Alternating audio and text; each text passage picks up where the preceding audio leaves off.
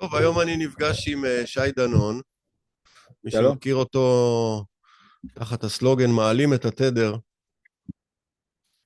אתה אפשר להגיד, אני יכול להגיד לך את ההתרשמות שלי, אתה אדם שמחבר מוזיקה, טבע, אתה גר באיזשהו מקום, אולי אתה תציג את עצמך ותספר על מעלליך, לא, דווקא מעניין אותי איך אתה רואה אותי, אני איך בדרך אני כלל רואה לא אותך. שומע מאנשים, כן. אני נחשפתי אליך דרך הסיפור של מעלים את התדר, ואני יודע שאתה מתעסק עם נושא של תדר, אבל אני יודע שאתה גם מנסה להגיד לעולם עובדים עליכם בעיניים, ומנסה להביא הרבה דברים, ראיתי בטלגרם. ואתה כשלעצמך, אני רואה שאתה גר באיזשהו בית שאתה בנית בעצמך, ומשתמש באנרגיה סולארית, אתה איש שמחפש את הקרבה לטבע, וכמובן, אי אפשר לפספס את כל עולם המוזיקה, שכמעט כל פעם שאני מנסה לראיין אותך, אתה או נכון. בדרך לאיזה מוזיקה, או באמצע מוזיקה. תשמע איזה בס. זה לא הגיע עד המיקרופון. לא הגיע, טוב, לא הגיע עד בסדר, אליי. נמוך, כן.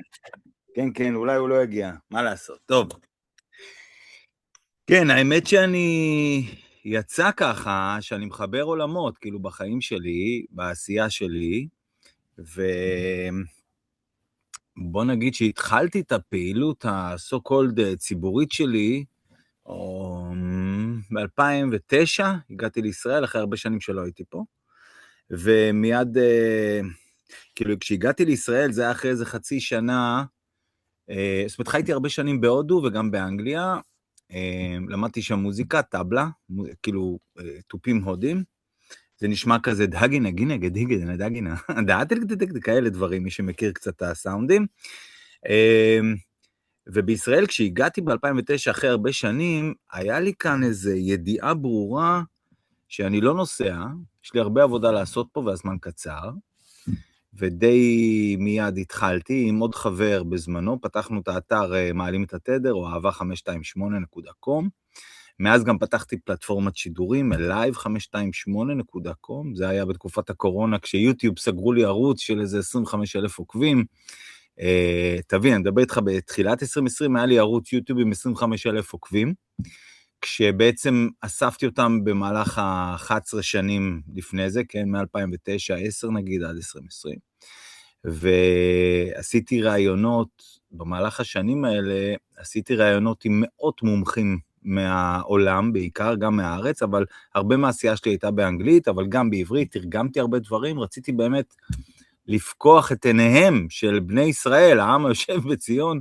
שיבינו, כמו שאמרת, שעובדים עליהם, ואני חושב שהיום הרבה מאיתנו לא רק יודעים, אלא מבינים גם שעובדים עלינו, מי יותר מי פחות, מדובר פה על הרבה עבודה אישית וחיבור נקודות, וחקירה אישית, והבנה והפנמה של מי אני כאן בעולם הזה, ויש לי הרבה מה לומר דווקא על זה, אבל חוץ מזה, חוץ מהמאות רעיונות האלה שעשיתי עם מומחים, שדרכם אגב גם למדתי הרבה, וקניתי מהם ספרים, וקראתי, אני מדבר על ספרות מקצועית, בין אם זה על בריאות, על קרינה, על מגוון רחב של נושאים, מים כמובן, ועוד הרבה.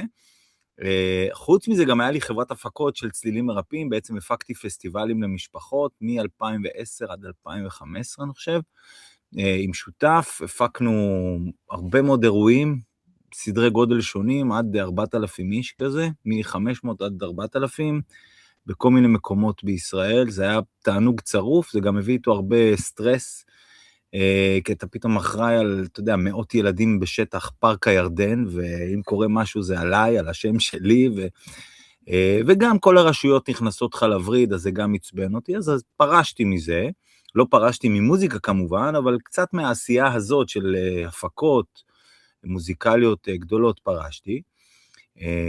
אתה יודע, רק לסבר את האוזן לצופים מאזינים, ב-2010, אפשר לראות את זה, זה עדיין נמצא באתר שלי, כתבתי פוסטים על משפחות מלוכה שעוסקות בפדופיליה, כאילו הומוסקסואלות ופדופיליה, כדבר שבשגרה, זאת אומרת, כולל תקסים סביב זה, כת שטן ודברים כאלה, דברים שבעצם הגיעו לתודעה של מי שבחר להיפתח לנושאים האלה, יותר ב-2020 ואילך, כן, בואכה היום.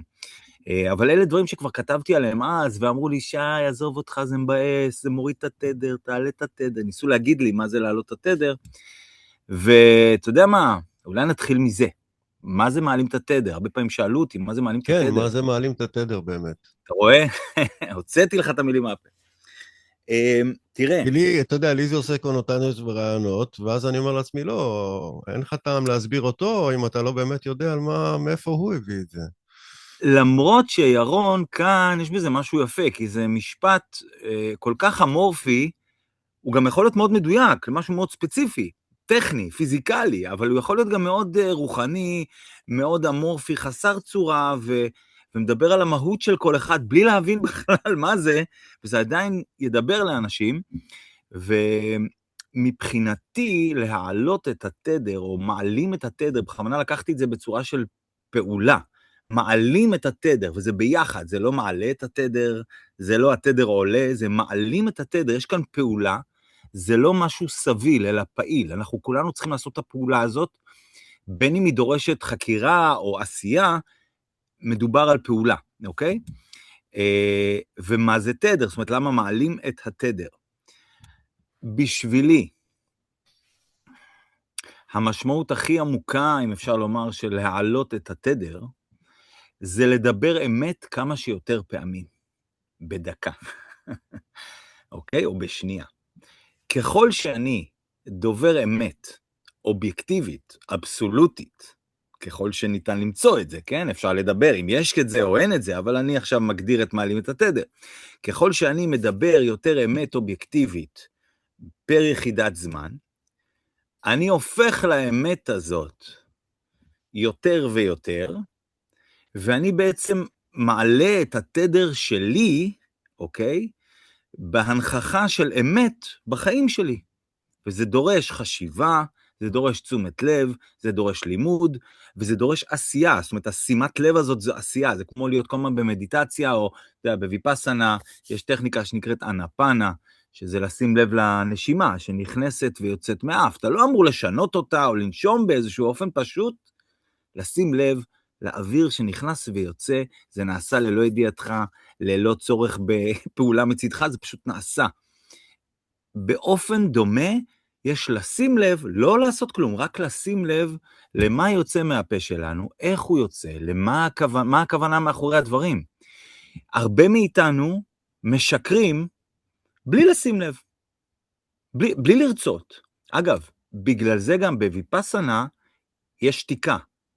הטכניקה בויפאסנה זה לא שתיקה. השתיקה היא רק כלי עזר. למה? לעזור לאנשים לא לשקר. כי הרבה מאיתנו משקרים בלי שאנחנו שמים לב. בלי שאנחנו ערים לכך. מספיק שאנחנו נגזים, אנחנו משקרים. כולנו עושים את זה אגב. זה לא איזה, אתה יודע, יש חפים מהעניין הזה. אבל אפשר להפחית את זה. אפשר להיות יותר קשוב לעצמך.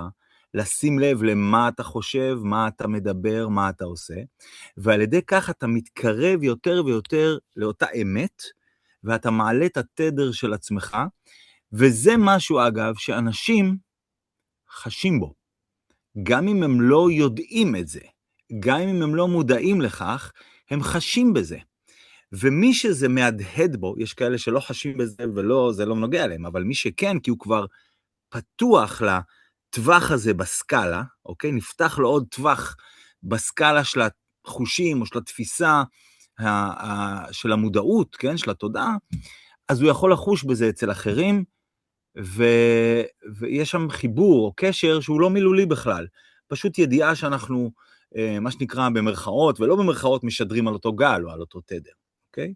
אז אם אני מקצר או עוטף את זה חזרה, זה בעצם להיות נוכח באמת כמה שיותר פעמים ביחידת זמן. השאיפה היא, אתה יודע, כל הזמן, אבל זה מבחינתי מעלים את התדר.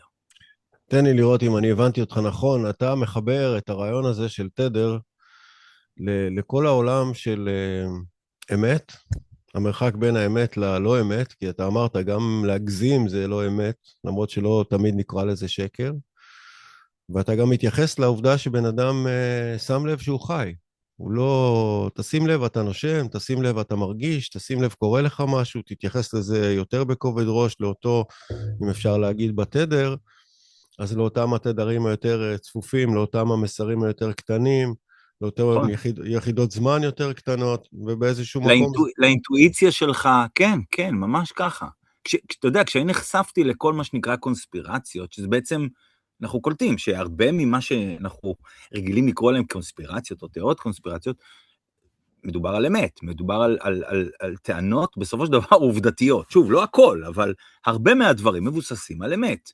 אז כשאתה מקשיב לאינטואיציה שלך, שאומרת לך, תקשיב, יש כאן משהו, זאת אומרת, אתה מרגיש אותו פיזית, אתה קשוב לעצמך על הדברים הקטנים האלה, אתה יכול גם לא להיות קשוב, גם היו שנים שלא הייתי קשוב לזה, אתה מבין? אז זה אולי שילוב גם של קצת אינטליגנציה רגשית, ושימת לב, ושקט פנימי, בשביל שאפשר יהיה לשים לב לדברים האלה, אבל כן, זה הרבה מזה, ואגב, אני חושב שאחד מההיבטים של מה שאמרתי, קיבלתי או לקחתי בהשאלה, ממרק פסיו, אם אתה מכיר אותו, אני לא יודע. לא, מי זה? לא. מרק פסיו הוא מישהו שבצעירותו נלקח, היה הרבה שנים בכת השטן, ועבר מה שעבר, בלי להיכנס לפרטים, כי גם אני לא יודע אותם, והוא בעצם יצא משם והחל ללמד את העולם באנגלית, אנשים, מה קורה כאן. הוא למד שם את הצורת הסתכלות שלהם על העולם ועלינו. עלינו אני אומר, בני אדם רגילים, נורמטיביים, אחלה של אנשים שהם לא בכת השטן, ולא מנוצלים על ידם, ולא נשאבו לעולם האפל הזה, והוא נשאב בעל כורחו ויצא משם, והחל להעביר הרצאות, סדנאות, סמינרים, גם אונליין וגם פיזי, על מה קורה כאן, על החוק הטבעי, על איך כולנו משועבדים למשהו, ואנחנו לא תמיד יודעים ולא מבינים ואיך זה נעשה, איך הם עובדים עלינו. כת השטן עובדים עלינו? כן, כן. ואגב, דווקא זאת אומרת, זה החל לפני כך וכך שנים, אבל בחצי שנה האחרונה, השנה האחרונה, יש יותר ויותר עדויות שיוצאות דווקא בדיוק על הדברים האלה, הפרקטיקה, איך הם עושים את זה.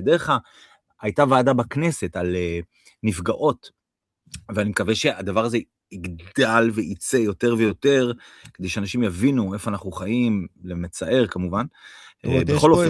יש פה בהגדרה שלך שני שלבים. יש שלב אחד של לעבור את המחסום של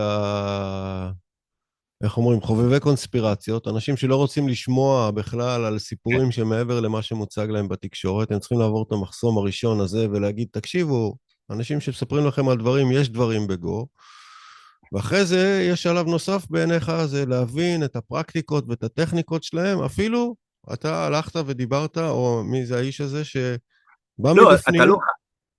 אתה לא חייב להבין את זה מבפנים, אבל אני לא חייבים להבין את זה מבפנים, כי זה מבאס להבין את זה, זה מבאס להבין איך זה עובד. כן, אני מאמין שזה סיפורים מאוד אכזריים ומאוד כן, לא נכון, קלים לאוזן. באיזשהו נכון. מקום זה מאוד נוגע לזה שאתה אומר להעלות את התדר ולחיות במציאות, משהו בתוכנו רוצה לחיות באשליה. נכון, נכון מאוד. המציאות קשה מאוד. האמת, אבל אתה יודע, זה כאן, אני חושב שזה, זה הפוך מעלייה וקוץ בה. כן. לא יודע, יש הפוך מעלייה וקוץ בה. יש כאן משהו שהוא, אוקיי, מאז יצא מתוק, אוקיי? יש כאן משהו שהוא מסואב, הוא מטונף, והוא הולך מאות שנים, אם לא אלפי שנים אחורה, שיטות לשיעבוד של בני אדם, שפותחו לא כאן ועכשיו, אלא פותחו ממש מזמן, כי האדם לא באמת השתנה, זאת אומרת, אנחנו כבני אדם לא באמת השתננו, הסייקיק אותו דבר, העולם הרגשי אותו דבר, ה-DNA נגיד אותו דבר, אנחנו אותו דבר, ולכן גם השיטות לתפוס אותנו ולשעבד אותנו וליצור אצלנו מחיצות כמו פיצולי אישיות, שזה אחת מהטכניקות שהם עושים. זה שוכלל אולי במאה השנים האחרונות על ידי CIA, KGB וסוכנות כאלה, אבל זה ידוע כבר מימי בבל. מה? MK אולטרה. כן, כן, אני אומר, יש הרבה, אני לא נכנס לזה, כי זה לא הנושא, אבל יש הרבה כאלה, וזה הולך הרבה שנים אחורה, וזה שוכלל, בוא נגיד, במאה השנים האחרונות, פחות או יותר, אבל אתה לא צריך לדעת את כל הפרטים האלה, זאת אומרת, מספיק שאתה יודע שיש את זה, וזה אמיתי, ואשכרה יש מאחורי הקלעים, חבר'ה מופרעים, שמגיל צעיר, זה מה שעשו להם, לכן זה מה שהם עושים לאחרים, ועל זה יעידו כל אותן בנות, ונשים, לא רק בנות ונשים, אבל אני אומר ספציפית, שהעידו בוועדה, והלכו והתלוננו במשטרה, ופתחו תיקים נגד הרב הזה, והרב ההוא, והחבר כנסת הזה, ולא מפרסמים את השמות, ואני חושב שזה נורא, חייבים לפרסם את השמות. חייבים, גם אם זה מלבין פניו של מישהו ברבים, והוא יוכיח את חפותו, מעולה, אבל הנושא הזה חייבים לשפוך עליו אור, במיוחד שכל מערכת המשפט סוגרת אותו, אתה יודע, יש רשימה של עשרות פדופילים, בשמנה וסלטה של המערכת, כן? שלא מפרסמים, בית המשפט לא מפרסם. אנשים, המשטרה, אתה יודע, גונזת את התיקים, מכל מיני סיבות, אתה יודע, סיבות שונות. אבל חייבים להיות על זה בשביל לחשוף אותם, כי ברגע שאתה חושף אותם, אפרופו, האמת שיש כאן בחוץ, אם אנחנו באמת רוצים לחיות טוב, אתה חייב לסור מרע. ואם אתה רוצה לסור מרע, אתה חייב לזהות אותו. לא ייתכן שאתה נותן את הכוח שלך, את האנרגיית חיים שלך, למישהו שפועל לרעתך. זה אומר שמשהו אצלך לא עובד נכון. כשאני אומר אצלך, אני מתכוון אצלי, כן? אצל אותו אדם שנותן את האנרגיה הזאת למישהו שפועל נגדך. למשל, אתה יודע, אני יכול לקחת הרבה דוגמאות, יש לצערי תשמע, הרבה דוגמאות. אני רואה שאתה, איך אומרים, אשכול, מלא, מלא, וזה נושא שאני בטוח שיטריף את הקהל. אני רגע סוגר את הפרק הזה, ובפרק השני אנחנו נרחיב ביתר סט על החלק הזה,